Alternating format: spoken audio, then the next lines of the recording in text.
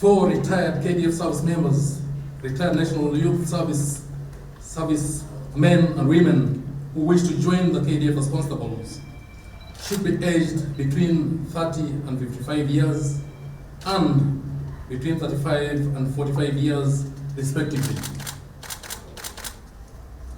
Those to be recruited in these categories should have KDF or NYS discharge certificates with conduct ratings of very good. It is unfortunate that many Kenyans have in the past fallen prey to unscrupulous conmen masquerading as KDF officers, promising to secure them placement in the military.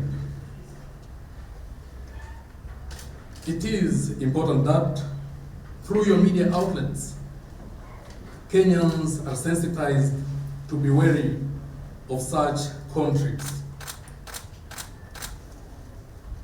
Any person purporting to have influence to recruit any potential candidate or issue a KDF calling letter outside the designated recruitment centers will be a con man or con woman.